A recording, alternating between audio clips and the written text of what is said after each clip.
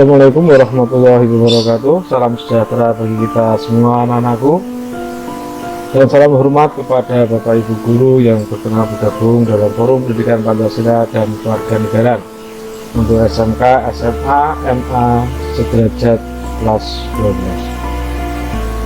Sebelumnya, marilah kita panjatkan puja dan puji syukur kepada Allah Subhanahu wa Ta'ala yang telah memberikan berbagai macam karunia dan rahmat, sehingga kita dapat berkumpul dalam suasana PJJ pembelajaran jarak jauh tanpa kurang suatu kata. Tapi hari ini anak-anakku, kita masih membahas karakteristik good governance di bab ketiga ini pada pertemuan ketiga, di mana waktu secara totalitas yaitu 4 kali 45 menit di keseluruhan KD, yaitu ada tujuan pembelajaran dan materi pembelajaran yang sudah kita bahas minggu sebelumnya pada pertemuan pertama.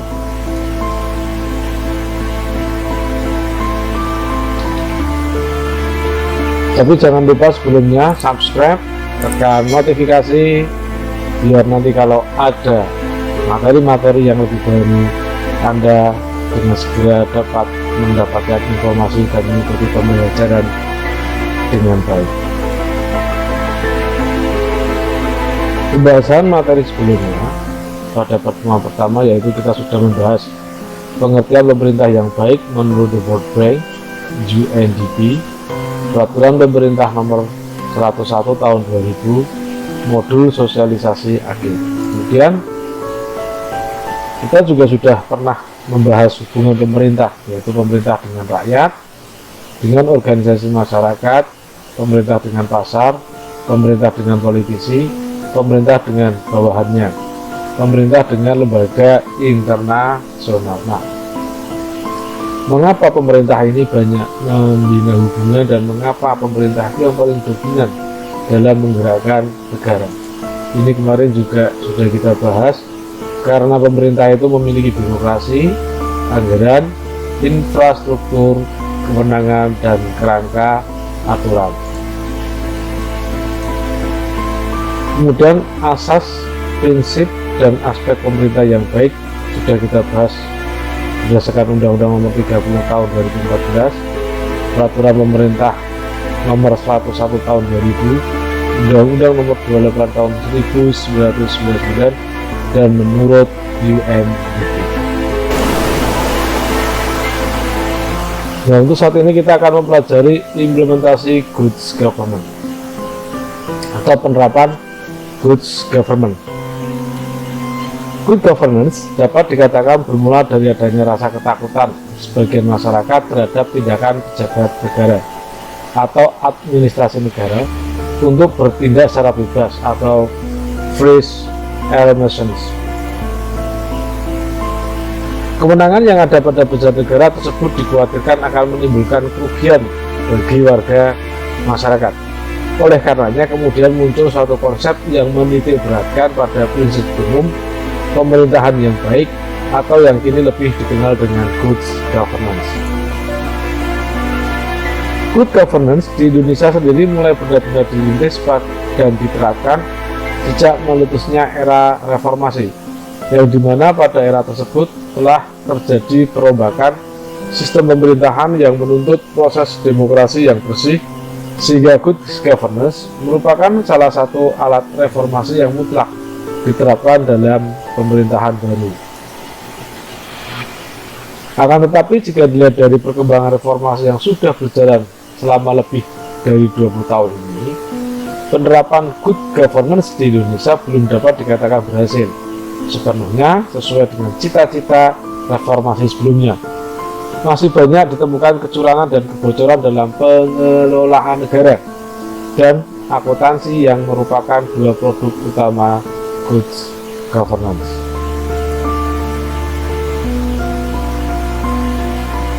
Hal tersebut tidak berarti gagal untuk diterapkan. Banyak upaya yang dilakukan pemerintah dalam menciptakan iklim good governance yang baik. Di antaranya ialah mulai diupayakan transparansi informasi terhadap publik mengenai APBN, sehingga memudahkan masyarakat untuk ikut berpartisipasi dalam menciptakan kebijakan dan dalam proses pengawasan pengelolaan APBN dan BUMN. Kemudian, undang-undang, peraturan, dan lembaga-lembaga penunjang pelaksanaan good governance pun banyak yang dibentuk.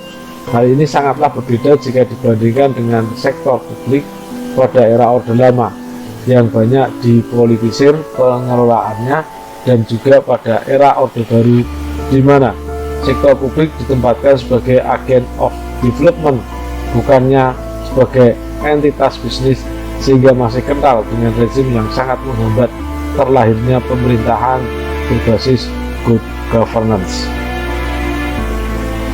Diterapkannya good governance di Indonesia tidak hanya membawa dampak positif dalam sistem pemerintahan saja, akan tetapi hal tersebut mampu membawa dampak positif terhadap badan usaha non-pemerintah, yaitu dengan lahirnya good corporate governance. Dengan landasan yang kuat diterapkan akan membawa bangsa Indonesia ke dalam suatu pemerintahan yang lebih bersih dan amanah.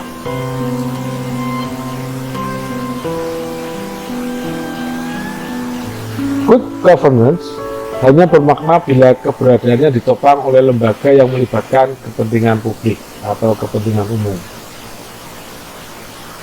Yang pertama adalah negara. Tugas negara yang pertama yaitu menciptakan kondisi politik, ekonomi, dan sosial yang stabil. Kemudian yang kedua, membuat peraturan yang efektif dan berkeadilan. Yang ketiga, menyediakan public service atau pelayanan umum yang efektif dan accountable. Kemudian yang keempat yaitu menegakkan hak asasi manusia. Yang kelima, mengurus standar kesehatan dan standar keselamatan publik. Kemudian sektor swasta, yang pertama adalah menjalankan industri. Nah, ini bisa industri barang, industri jasa ya. Kemudian yang kedua, menciptakan lapangan pekerjaan. Yang ketiga, menyediakan insentif bagi karyawan. Yang keempat, meningkatkan standar kehidupan masyarakat. Yang kelima, memelihara lingkungan hidup. Yang keenam, menaati peraturan. Yang ketujuh, melakukan transfer ilmu pengetahuan dan teknologi pada masyarakat. Kemudian yang terakhir, menyediakan kredit bagi pengembangan UKM. Kemudian yang ketiga adalah masyarakat madani, yaitu satu masyarakat yang sadar akan hak dan kewajibannya. Masyarakat madani ini bentuknya adalah persatuan yang dibentuk oleh masyarakat, bisa organisasi masyarakat, bisa berbentuk lembaga swadaya masyarakat. Yaitu yang pertama, memiliki fungsi menjaga agar hak-hak masyarakat dilindungi. Yang kedua, mempengaruhi kebijakan. Yang ketiga, berfungsi sebagai sarana check and balance pemerintah. Kemudian yang keempat, mengawasi penyalahgunaan kewenangan sosial pemerintah.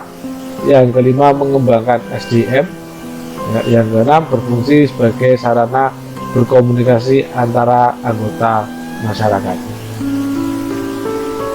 Selanjutnya, menurut Miftah Toha, selain dari komponen pemerintah, swasta, dan masyarakat, satu komponen yang amat menentukan untuk melahirkan tata kepemerintahan yang baik adalah moral atau perilaku standar kualitas yang baik. Moral menghubungkan ketiga komponen tersebut yang saling berinteraksi menciptakan tata kepemerintahan yang baik. Moral merupakan operasionalisasi dari sikap dan pribadi seseorang yang beragama.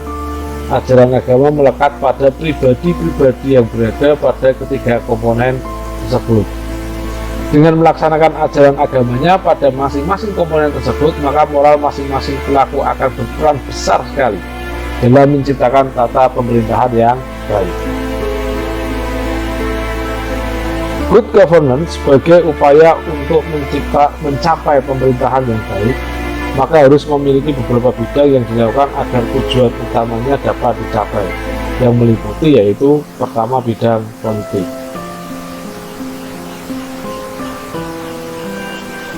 Politik merupakan bidang yang sangat riskan dengan lahirnya masalah karena seringkali terjadi penghambatan bagi terwujudnya good governance. Konsep politik yang kurang, bahkan tidak demokrasi, yang berdampak pada berbagai persoalan di lapangan. Krisis politik yang saat ini terjadi di Indonesia dewasa ini tidak lepas dari penataan sistem politik yang kurang demokratis. Maka perlu dilakukan pembaharuan politik yang menyangkut berbagai masalah penting. Kemudian dalam bidang ekonomi,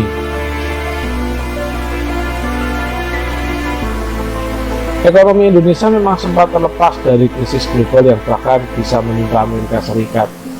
Namun keadaan Indonesia saat ini masih terbilang krisis karena masih banyaknya pihak yang belum sejahtera dengan ekonomi rakyat. Apalagi saat ini posisi pandemi yang bersifat global mendunia. Hal ini dikarenakan krisis ekonomi bisa melahirkan berbagai masalah sosial, bisa melahirkan masalah sosial prostitusi, perampokan, begal, pengangguran, dan lain sebagainya, yang bila tidak teratasi akan mengganggu kinerja pemerintahan secara menyeluruh. Kemudian masalah sosial.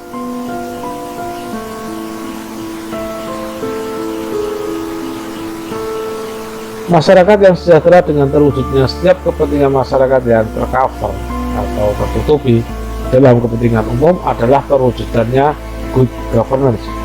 Masyarakat selain menuntut perealisasian haknya, tetapi juga harus memikirkan kewajibannya dengan berpartisipasi aktif dalam menentukan berbagai kebijakan pemerintahan. Hal ini sebagai langkah nyata menjalankan fungsi pengawasan yang efektif dalam pelaksanaan penyelenggaraan pemerintahan. Namun keadaan Indonesia saat ini masih belum mampu memberikan kedudukan masyarakat yang berdaya di hadapan negara. Karena di berbagai bidang yang didasari kepentingan sosial, masih banyak timbul masalah sosial.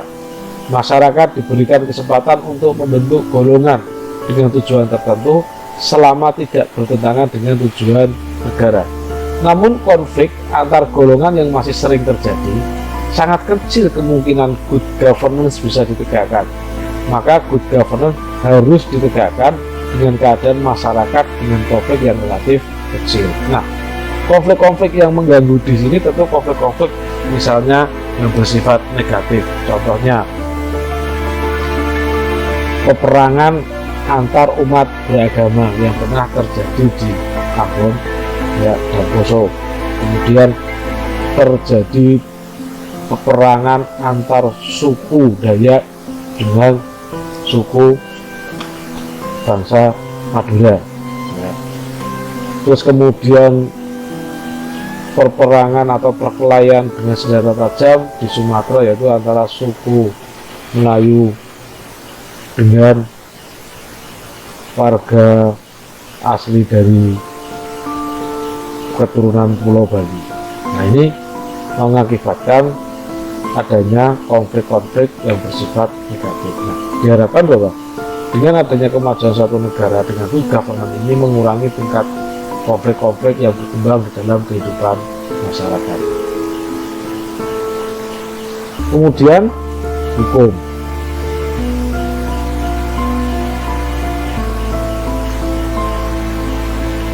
Dalam menjalankan pemerintahan, pejabat negara memakai hukum sebagai instrumen atau alat mewujudkan tujuan negara. Hukum adalah bagian penting dalam penegakan good governance.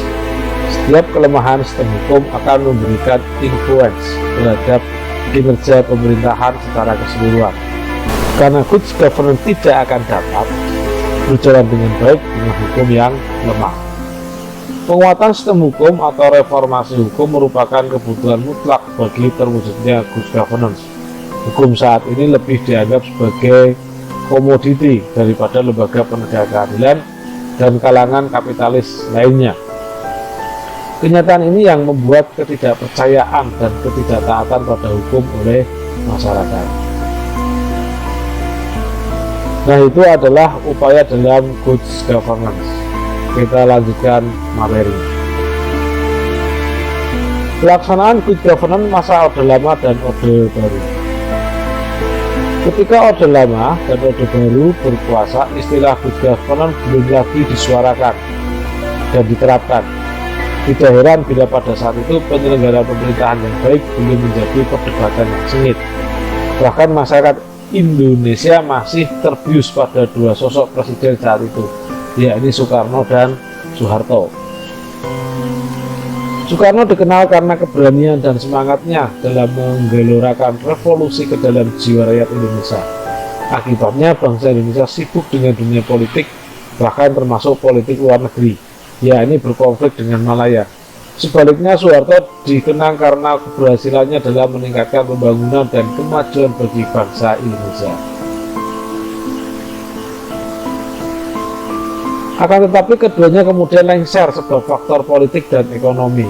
Soekarno jatuh disebabkan peristiwa G13 PKI dan ekonomi yang morat-marit, sedangkan Soeharto terpuruk dikarenakan isu korupsi serta krisis moneter atau krisis ekonomi. Lengsernya kedua presiden itulah yang membuat bangsa Indonesia berusaha menata persoalan pemerintahan secara mendatar.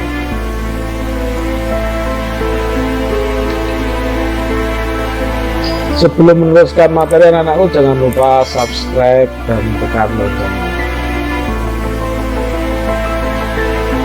Kita lanjutkan materi. Pelaksanaan good governance di masa-masa reformasi. Di Indonesia, penerapan good governance sebenarnya mulai dirintis dan diterapkan sejak bergulirnya era pemerintahan reformasi. Pada era itu, semangat rakyat untuk melakukan perombakan pemerintahan yang secara besar-besaran benar-benar terjadi. Apalagi pintu demokrasi kemudian terbuka lebar akibat gerakan reformasi yang dipelopori oleh para mahasiswa. Good governance mulai diupayakan dan diberlakukan melalui transparansi informasi publik mengenai anggaran pendapatan dan belanja negara atau yang disebut dengan APBN, dan badan usaha milik negara yang disebut dengan BUMN. Masyarakat dapat mengetahui kemana keluarnya anggaran keuangan pemerintah, apakah untuk belanja pegawai, apakah untuk pembangunan infrastruktur, dan lain-lainnya. Tidak hanya itu, di masa reformasi juga tumbuh dan berkembang lembaga-lembaga swadaya masyarakat yang ikut berupaya melaksanakan pengawasan terhadap jalannya pemerintahan. Lembaga-lembaga seperti itu juga sangat aktif memberikan pencerdasan dan pencerahan kepada masyarakat agar masyarakat menyadari pentingnya melakukan pengawasan dan kontrol terhadap jalannya pemerintahan. Hal ini tentu tak akan ditemukan di masa Orde Lama dan Orde Baru. Sektor publik di masa Orde Lama lebih banyak dipolitisir pengelolaannya, sedangkan di era Orde Baru sektor publik ditempatkan sebagai agen pembangunan. Padahal sektor publik semestinya merupakan entitas bisnis tersendiri yang tidak boleh dicampuri oleh siapapun dan dengan pengaruh apapun. Ia berfungsi untuk mengokohkan keuangan negara dan kesejahteraan rakyat. Dampak pelaksanaan good governance.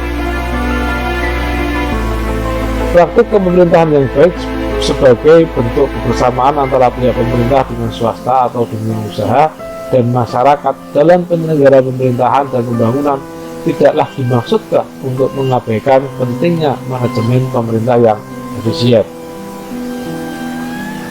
Tanggung jawab terlaksananya penerapan kepemerintahan yang baik terletak pada ketiga pihak di atas, sehingga diperlukan pembinaan hubungan yang serasi di antara ketiga pihak tersebut agar tercipta pemerintahan yang bersih dan bertanggung jawab, dibarengi dengan kehidupan masyarakat yang sejahtera dan dunia usaha atau swasta yang sehat. Kesemuanya itu memerlukan niat dan tekad serta kemauan baik aparatur pemerintah. Sejatinya, good governance merupakan suatu penyelenggaraan manajemen pembangunan yang solid dan bertanggung jawab. Ia harus sejalan dengan prinsip demokrasi dan pasar efisien, serta harus menghindari salah satu alokasi dana investasi dan pencegahan korupsi, baik secara politik maupun administrasi. Good governance diciptakan agar setiap penyelenggara negara dan pemerintahan mampu menjaga disiplin anggaran dan menciptakan kerangka politik dan hukum yang sehat bagi tumbuhnya aktivitas usaha. Karena itu tidak heran bila masyarakat memahami good governance awalnya justru digunakan di dunia usaha atau korporasi. Contoh pelaksanaan good governance di Indonesia dan permasalahannya.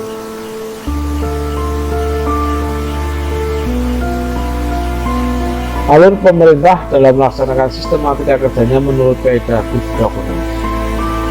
Pemerintah menjalin kerjasama dengan pihak terkait, yaitu masyarakat dan bidang swasta, dengan mematuhi prosedur kerja. Kemudian hasilnya diberikan informasi untuk rakyat, bersifat terbuka transparan, mendahulukan kepentingan rakyat.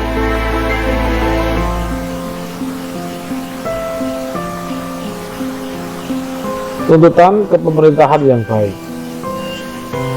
Pemerintah mempertanggungjawabkan kerjanya kepada masyarakat atau yang disebut dengan public accountability. Namun demikian saat ini akuntabilitas kepada publik atau masyarakat belum sepenuhnya terlaksana. Akuntabilitas baru dalam sebatas internal instansinya. Faktanya, secara umum pelaksanaan pemerintahan yang baik dari sisi penerapan prinsip-prinsipnya belum berlangsung dengan baik. Kepemerintahan yang baik lebih banyak disebut-sebut hanya untuk kepentingan pertimbangan politis, baik di tingkat pusat maupun daerah yang tidak mempunyai pengaruh perubahan yang jelas.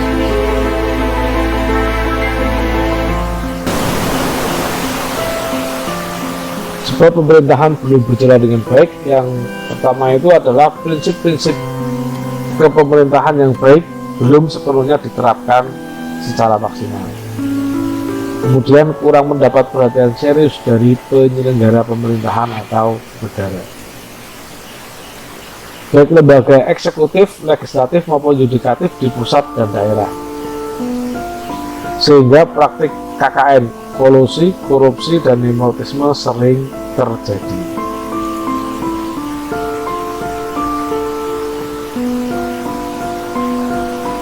Sebab pemerintahan belum berjalan dengan baik, etika dan moral sebagian aparatur masih belum merangsang perwujudan kepemerintahan yang baik. Kebersamaan, sharing in governance belum sepenuhnya hadir dalam pemerintahan. Kurangnya ketauladanan aparatur di berbagai level jabatan. Kepercayaan sebagian besar masyarakat terhadap pemerintah masih tipis. Pelayanan masyarakat masih belum memuaskan baik di bidang kesehatan, pendidikan maupun perizinan. Dampak penyelenggaraan pemerintahan yang tidak transparan. Pemerintah yang tidak transparan merupakan bentuk pemerosotan atau penurunan dari bentuk pemerintahan yang demokratis. Bentuk pemerintahan ini selalu berpengaruh pada kehidupan berbangsa dan bernegara yang serba kacau dan diliputi oleh berbagai penyimpangan. Pemerintahan yang tidak transparan sangat berbahaya jika diwujudkan dalam penyelenggaraan negara. Masyarakat dan pers cenderung pasif dan tidak kritis. Masyarakat tidak berdaya dan tertekan dengan berbagai aturan dan doktrin. Penguasa atau pemerintah cenderung bertindak otoriter. Masyarakat mempunyai posisi tawar yang lemah dan lebih banyak yang hidup dalam ketakutan dan tekanan. 5. Pemerintah sangat tertutup dengan segala keburukannya sehingga masyarakat banyak yang tidak tahu terhadap apa yang terjadi di negaranya. Yang keenam, segala pelayanan publik syarat dengan korupsi, kolusi, dan nepotisme. 7. Timbulnya arogansi atau sifat kasar atau sifat yang tidak berdasarkan undang-undang, kekuasaan dalam menentukan penyelenggaraan, sehingga masyarakat tidak bisa berbuat apa-apa ketika melihat penyimpangan dalam pemerintahan. 8. Timbulnya pengangguran dan masyarakat tidak memiliki daya saing. 9. Masyarakat tidak mempunyai kekuatan untuk mengontrol kinerja yang dilakukan pemerintah. 10. Pemerintah tidak peduli terhadap perubahan yang terjadi baik di masyarakatnya maupun luar negaranya. 11. masyarakat kehilangan keinginan untuk bekerja sama dengan pemerintah dalam memajukan negaranya.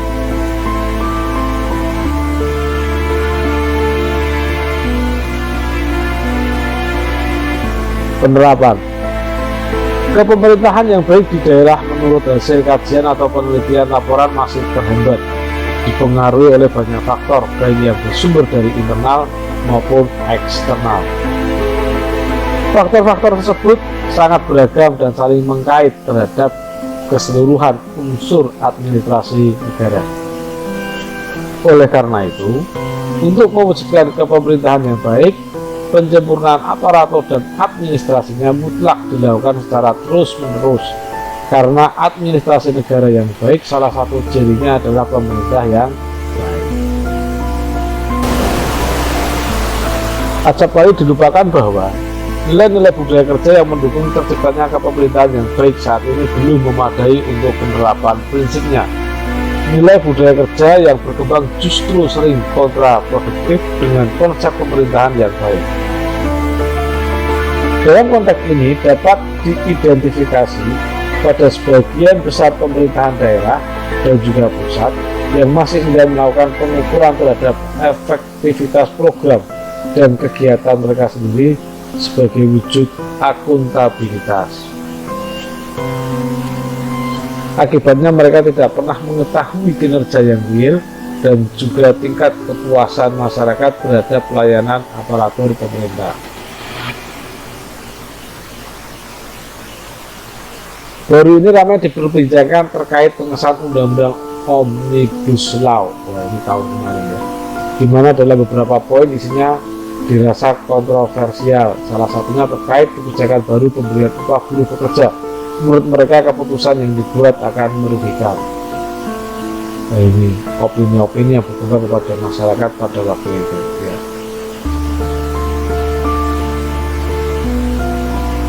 Peran masyarakat dalam mewujudkan tata kelola pemerintahan yang baik atau good governance. Tata kelola pemerintahan yang baik merupakan serangkaian tindakan atau prosedur dalam menjalankan negara, sehingga mampu memberikan manfaat sebesar-besarnya bagi kemakmuran rakyat. Yang kedua, untuk itu rakyat tidak boleh berdiam diri hanya sebagai objek, melainkan juga subjek. Inilah alasannya setiap tata kelola pemerintahan yang baik selalu melibatkan unsur transparansi pemerintahan. Peran masyarakat dalam mewujudkan tata kelola pemerintahan yang baik adalah sebagai pengawas. Kemudian untuk mewujudkan tata kelola pemerintahan yang baik, masyarakat harus berperan aktif dalam mengawasi setiap kebijakan yang dilakukan pemerintah. Masyarakat harus mendorong pemerintah mengeluarkan kebijakan yang mampu menciptakan kesejahteraan umum, bermanfaat bagi bangsa dan negara, serta dikeluarkan dengan penuh kehati-hatian dan kebijaksanaan. Demikianlah anak-anakku materi hari ini, mari kita simpulkan bersama-sama. Untuk terlaksananya pemerintah yang bersih, maka para penyelenggara administrasi tidak cukup hanya berpegang pada aturan normatif undang-undang. Mereka juga harus berpedoman pada asas-asas umum pemerintahan yang baik. Asas-asas tersebut sebagai peningkatan perlindungan hukum bagi warga negara. Prinsip good governance sebenarnya adalah prinsip yang lebih mengutamakan mengenai adanya konsep keseimbangan hubungan antara masyarakat dengan negara. Penerapan good governance di Indonesia diharapkan mampu menggerakkan partisipasi masyarakat atau public participation di dalam bidang kehidupan. Namun melihat buruknya kondisi manajemen pengelolaan Indonesia, khususnya yang terkait dengan sikap, mental, dan kinerja aparatur pemerintah pada saat ini, maka prinsip good governance nampaknya masih dalam tataran ini saja, belum dapat diimplementasikan atau diterapkan sesuai dengan harapan. Demikian anak-anakku materi hari ini. Bapak Guru mohon maaf apabila ada kesalahan kata dan kesalahan tulis. Jumpa lagi dalam materi selanjutnya. Salam sejahtera. Wassalamualaikum warahmatullahi wabarakatuh.